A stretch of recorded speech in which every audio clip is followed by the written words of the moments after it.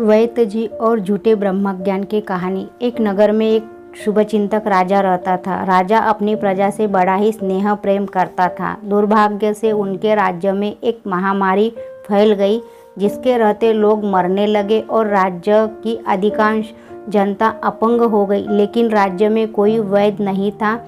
राजा ने पड़ोसी राज्य से एक वैद्य बुलवाया। वैद्य भी खुश था कि लोगों की सेवा करके कुछ धन मिलेगा, उससे अपना घर का खर्चा हो जाएगा। वैद्य जी दिन रात मेहनत करके कुछ ही दिनों में पूरे गांव की महामारी दूर कर दी। जब वैद्य जी ने लोगों से दवाई के पैसे मांगने लगे तो लोग कहने लगे कि हम में भी ब्रह्मा है, आप में भी ब्रह्मा है, औषधि में भी ब्रह्मा है, सब ब्रह्मा है। ब्रह्मा का ब्रह्मा से कैसा लेना देना। बेचारे वैद्य जी लोगों के शब्दजाल में फंस गए। इस तरह लोगों को वैद्य जी से मुफ्त में इलाज करवाने का अच्छा बहाना मिल गया। कुछ दिनों के बाद वैद्य जी के खाने पीने के लिए लाले पड़ने लगे। बड़ी मुश्किल से वैद्य जी को रोटी नसीब हो पाती थी।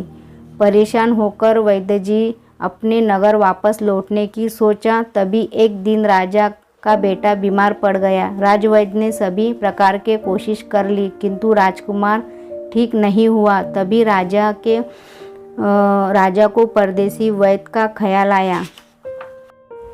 उन्होंने तुरंत बुलाने के लिए अपने सिपाही को भेजा। वैद्य जी राजमहल जाकर राजकुमार की चिकित्सा करने लगे। थोड़ा आराम हुआ, लेकिन राजकुमार की हालत में कोई खास सुधार नहीं हुआ। तब राजा ने वैद्य जी से कहा, वैद्य जी कोई ऐसी दवाई दीजिए राजकुमार तुरंत ठीक हो जाए। मौका देखकर वैद्य जी ब्रह्म ज्ञानियों को सबक सिखाकर अपना बदला लेने की सोची।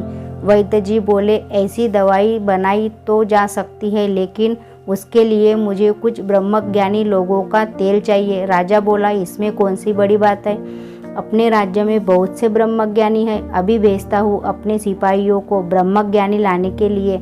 यह बात पूरे नगर में आग की तरफ फैल गई। राजकुमार की चिकित्सा के लिए ब्रह्मज्ञानी का तेल चाहिए। सब लोग बुरी तरह से डर चुके थे। कोई ब्रह्मज्ञानी बनने को राजी नहीं था। सिपाही दिन भर नगर में घूमते रहे, लेकिन जिससे कोई पूछे वो यही कहता कि ब्रह्मज्ञानी क्या होता है, हमें तो पता ही नहीं।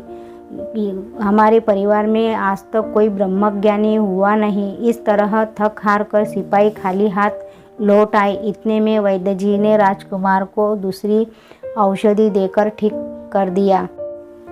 वैद्य जी अपना दुखड़ा राजा को सुना चुके थे। राजा ने उन सबको राज दरबार में बुलाया जो ब्रह्मज्ञान का उपदेश देकर वैद्य जी का पैसा खाकर बैठे थे। राजा के डर से सभी लोगों ने वैद्य जी का पैसा दे दिया और आगे से ऐसा झूठा ब्रह्मज्ञान का उपदेश नहीं देने की कसम खाई।